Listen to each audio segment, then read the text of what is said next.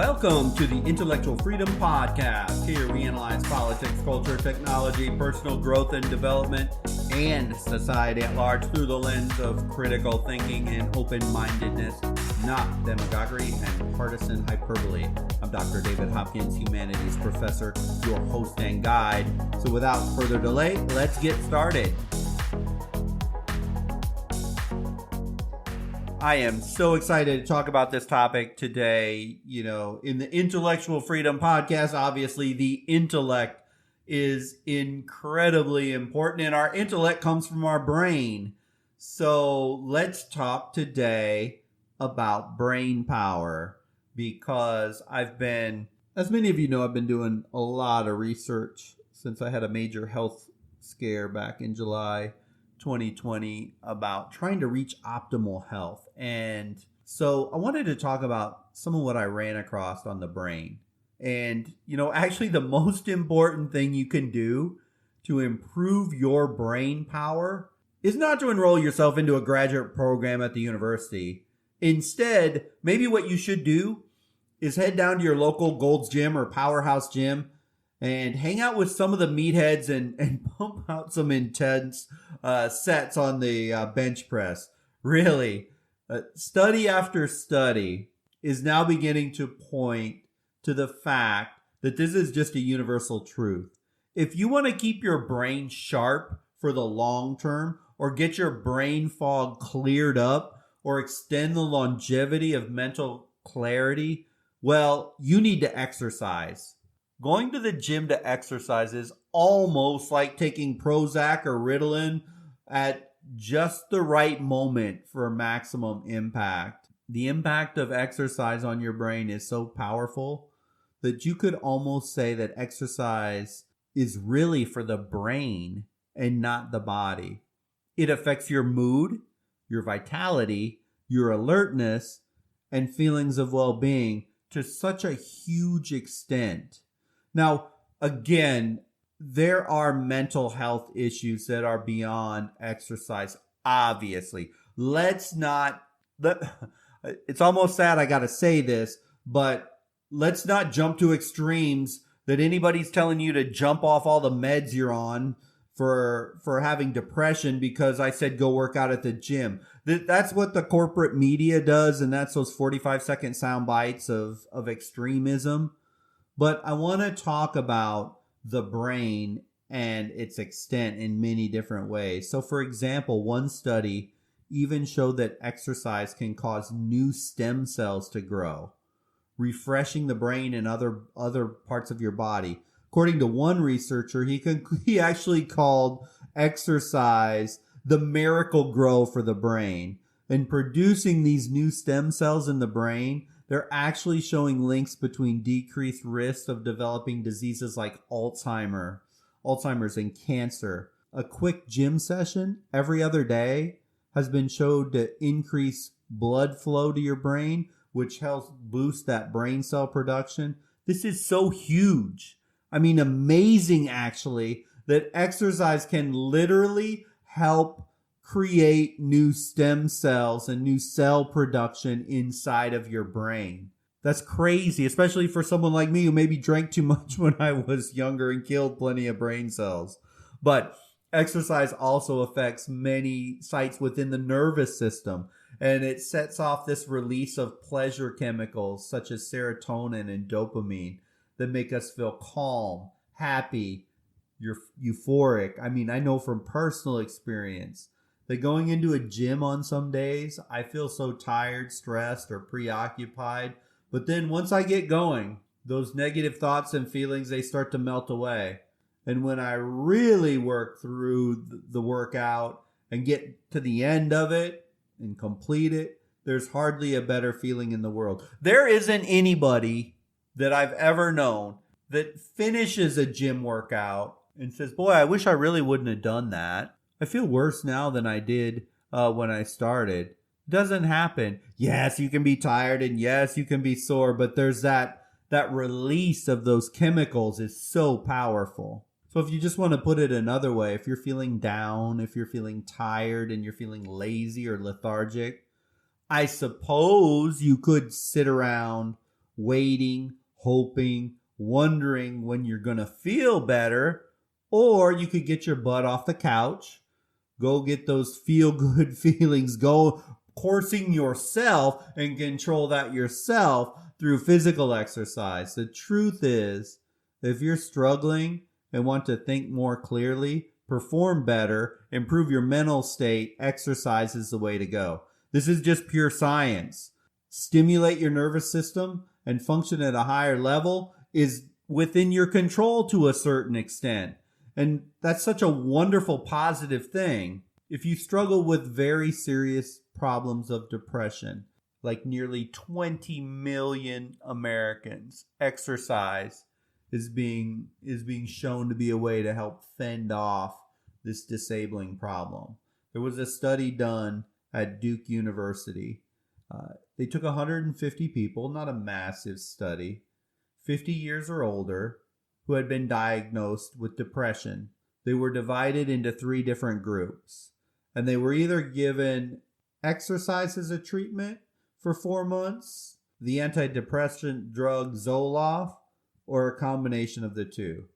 At the end of the 4 months, all 3 groups did feel better, but the researchers, they didn't leave it there. They checked again, and in 6 months, the exercise group's rate of depression had went down significantly compared to using Zoloft. In fact, scientists felt that giving Zoloft along with exercise undermined the effects of the exercise, saying the combination group might have preferred to feel they had worked for their improvement rather than having taken the pill. So in the long run, exercise is almost as powerful as being on an antidepressant. See, that initial drug pop, yeah, it might work for a while, but we know drugs, they don't solve problems, they mask issues. This doesn't mean, though, of course, the researchers said that exercise is a cure-all for every case of depression, as I mentioned earlier.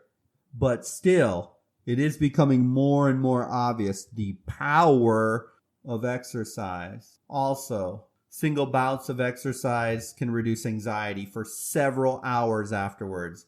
Although there may be a time lag before the good feeling sets in, especially in very intense exercise, I know for me, definitely, if it's a really intense workout, I usually won't feel the feel-good endorphins till about 20 to 30 minutes after the workout, but they definitely always show up. But you say you don't have a Powerhouse Gym in your town, and even if you did, you wouldn't be joining, or you wouldn't be joining any gym for that matter. So I guess it just doesn't apply to you, right? Well, that's wrong, because studies are also showing that just low to moderate forms of exercises is actually even as recommended, or some studies show more recommended for brain training. So it only takes about 8 to 12 minutes a day of sweating and or breathing and bringing your heart rate up to 60% of its maximum for brain training. I mean, literally, a minimum would be 30 minutes of just walking, hiking, or swimming just 3 times a week. Half an hour to an hour, 4 to 5 times a week would be even better. For those who want to be really go for it, 90 minutes, 5 to 6 times a week would not be too much. But studies recommend at least, if you're going that really high end of things, studies recommend breaking it into 2 segments. And mixing it up is good too. Like, they see the best results. Maybe you walk one day, the next day you do yoga, the next day you, you go swimming, whatever it is. If the more you mix it up, the more, the better it works. But the reality is you don't have to be inside a Powerhouse Gym doing deadlifts with a bunch of 300-pound guys that are bodybuilders, right? You can do it just going for walks or taking a short swim or taking a bike ride, whatever it is. You just have to get that heart rate up. For me personally, I enjoy building muscle. My workout regime is 4 days a week, about an hour and 45 minutes a pop. But no matter what you do and how you do it, you just need to make it happen. because that regular exercise, it also has shown to reboot confidence and give you self-esteem to take on challenging tasks. One recent report found that physical activity was associated with increases in participant self-esteem and perceived physical fitness. So basically, everyone in the study reported higher levels of confidence after they had been working out. So no matter where you are on your fitness journey, a solid workout can help boost your self-esteem. See, I think so much of it is we as humans, we have this inbred thing to get things done. Yeah, we get stuck in an ugly cycle of complacency. And yes, we start to build fear of change. And yes, we do have a tendency to keep doing the same things over and over again, even though we know they're not healthy. But the great news is, just as when we fall into that rut of inaction, this human thing, this human inbred desire to take on things and to accomplish things and feeling good when we accomplished them, we can overcome that rut of inaction. And over time, with effort, we flip the switch the other way, and then it just becomes a lifestyle that we just do. We can replace that desire to sit in front of a TV with going for a walk. Is it easy? No, of course not. Is it doable for anyone? Absolutely yes. The increased self-confidence comes from the fact that when we get stuff done, it feels good. And that getting stuff done translates to even wanting to get more stuff done. Having the discipline and focus to move around, even if it's just some heavy weights or running stationary on a treadmill, it doesn't have any redeeming practical, social, or professional value, but what does have redeeming value is the self-confidence you gain when you get stuff done.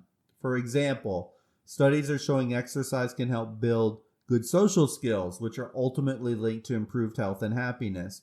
University of Michigan study found that active children are more likely to demonstrate good social skills, such as leadership and empathy, which can in turn influence healthy behavior. But hey, let's say you're a type A, want to climb the corporate ladder, be that straight A student or whatever already. Recent Harvard Business Review found that exercise increases mental firepower.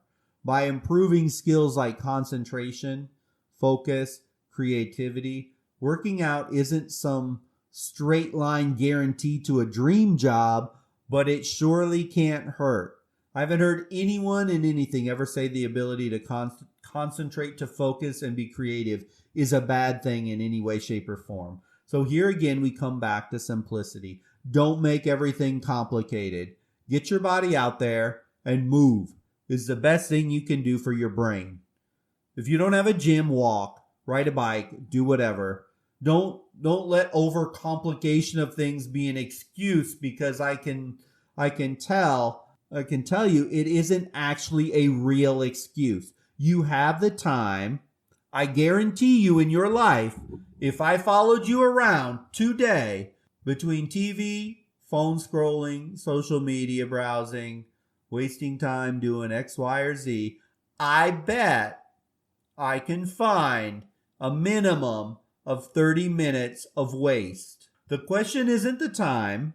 The question is, do you have the discipline and guts to stop the excuses and actually spend the time on something that has a huge, high value for your life?